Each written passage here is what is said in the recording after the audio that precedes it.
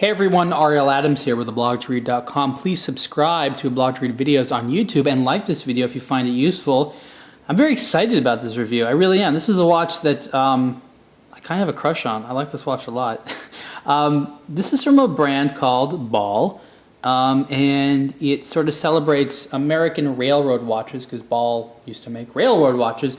Now it's a Swiss brand, but there's a lot of Americanness that goes into it. And a couple years ago when Ball kind of resurfaced on the market, I was like, those are cool watches. And they make a cool high-end watch for men. This is a very masculine watch.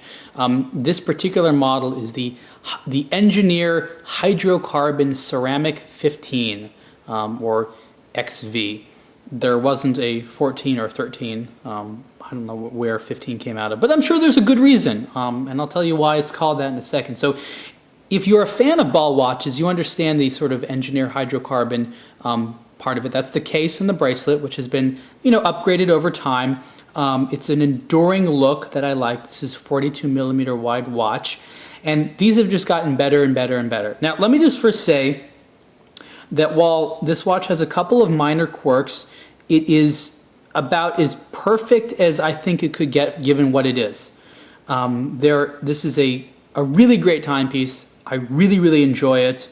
It says a lot of good things about the brand. It's a pretty good value for what you get, and there's just a lot of great things. So let's first start with the case itself. It's steel. Like I told you, it's 42 millimeters wide. This one is 300 meters water resistant, so it's a true dive watch. And if you look here over here, the crown, you'll be like, what is that? This is kind of their version of a crown guard, and it's kind of cool. You see here RR on the side, that stands for railroad, and you'll see that same logo at the end of the seconds hand, that sort of cursive double R that stands for railroad. Just so you know, back in the past, railroads use these to keep good time. So you push in right here, you push this little part in, and it flips up. Look at that, and then you can unscrew the crown there and adjust it. It's a cool little system. There's lots of crown guards out there. I think that without this lever that moves up, it'd be just as safe. It's just a cool little feature on there, and I like it. Some people who wear their watches closer to their actual hand might find that this sticks in. It's not a problem for me, given where I wear it on my wrist. But people that are sensitive about things sticking into them, that might be an issue for them. I don't know. You can see here are little cool things that make it masculine, like these double screws to hold in the bracelet. Just kind of a cool look, showing that it's very durable and rugged. And this really is a watch that's about durability and ruggedness. On the back there, you see this cool screw-in case back. I'm still trying to figure out exactly what this is an engraving of. It's a guy. Maybe he's like an astronaut. I swear, like I can see what the picture is. I'm just not really sure what's going on. Maybe it's an explorer. Maybe it's a pickaxe. Maybe he's on the top of Mount Everest. He's wearing some type of a suit. I'm not really sure. And it's an interesting mystery. I could see like people sitting here like looking at this engraving, wondering what's going on. I'm sure Bob is gonna get pissed off at me because they're like, well, it's obvious what it is.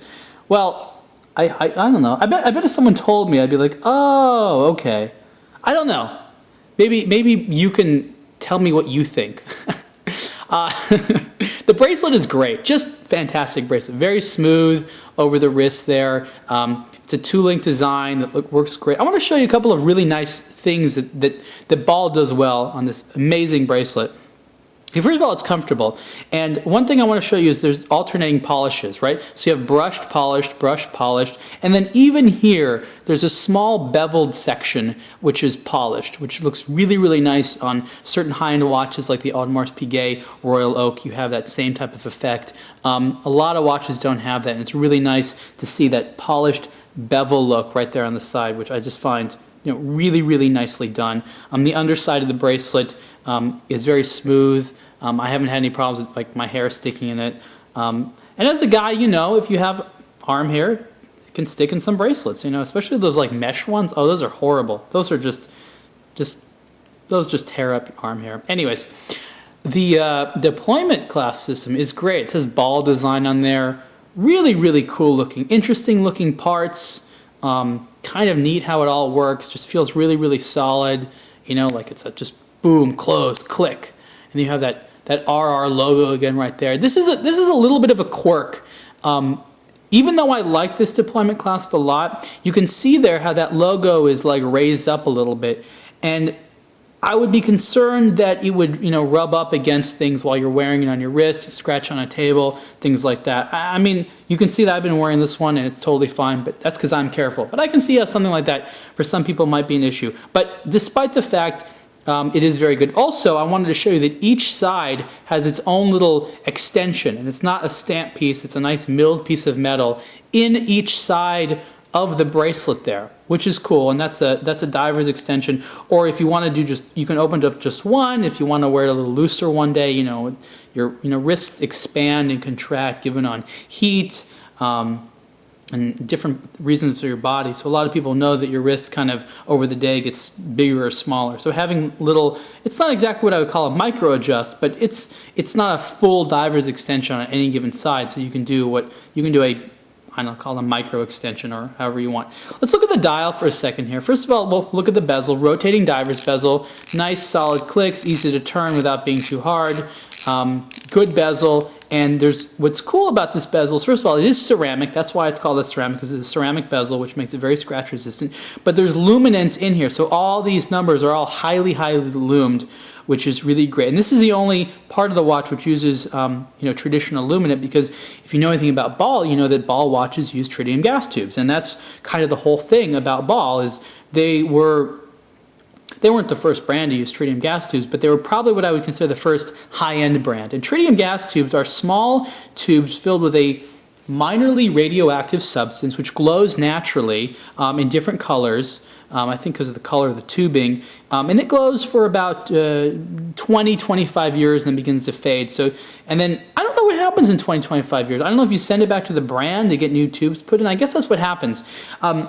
In the U.S., I think it's true, but might be one of those myths, but I think it's true. At least in the U.S., Ball has some, I don't know what is it, some type of a government permit to have the brightest tritium gas tubes available. Now, the reason they need a government permit is that these are technically radioactive, and anything which has radioactivity requires a permit. Now, some people might be thinking, oh, it's radioactive, it's going to give you cancer. No, it's a very tiny amount of radioactivity. It's safe.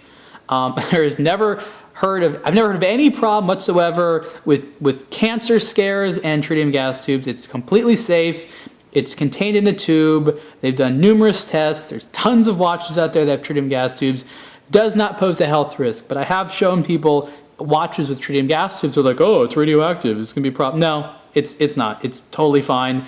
It's awesome. Now, why do watches have tritium gas tubes? Because they glow naturally without having to be charged by light. Traditional luminant must be charged by light. So if you have like your watch in the sunlight and then you go in the dark, it's going to look great. But as the day wanes on and it becomes night, the chances of your luminant being any good are not so good unless you're in like a really, really brightly lit room. Anyhow, the dial is very legible, and Ball uses these great large diamond cut hands. They're, again, in different types of lighting. No matter how you see it, those hands are legible. You can see that. Not just the hands, but also the hour indicators. The sapphire crystal is AR coated, and it's interesting. It is flat, but you can see it's kind of like raised up and beveled on the side there. So it is raised, beveled, and then flat on the top, and highly AR coated. There is a internal flange ring in there for the minutes. Overall, a great looking dial, very, very legible. There's this, I guess it's called a track that runs around the side here. Let's kind of see those like concentric circles. I like those. Some people don't. I don't find them a problem.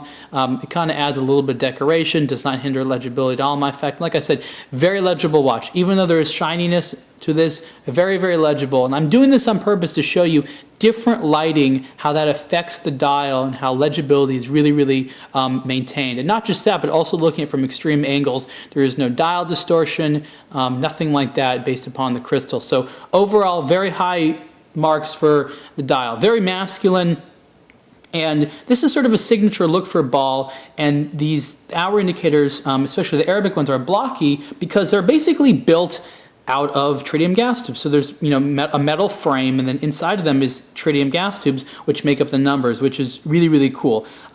This is a very, very bright watch. It's not like the brightest. There are other Ball watches like the X-Lume, which are like very, very bright. But this is, I've had zero problem at all with night viewing. And once you go to a watch with tritium gas tubes, it's hard to go back. And one of the reasons I like Ball a lot is because it's a high-end watch. It's not like a cheap several $100 plastic watch or something like that, which has tritium gas tubes. You could have that nice, dressy feel that's masculine, but is also very, very durable. Inside the watch is an ETA 2892 automatic movement, which has been COSC chronometer certified. I haven't put the watch on yet. I love this watch. I'm sitting there, I'm touching it. I'm like fondling this watch. There it is on the wrist. 42 millimeters, like I said, in steel. Very nice polishing. It's a great looking watch. I mean, I can't say enough good things about this. I think Ball did a very good job with this one, especially the ceramic 15. Just everything came out nicely. It has desirable features, doesn't have things you don't need. It's very, very legible. Bracelet looks great, very comfortable. They just did a good job in making a handsome looking, dressy sports watch that has a ton of things it can do. And I like it. I definitely recommend this watch. And if Ball is a brand that you're not sure of and you don't know about, definitely check them out. Price for this watch retails for $3,899, and you can see the full review on ablogtoread.com. Thanks.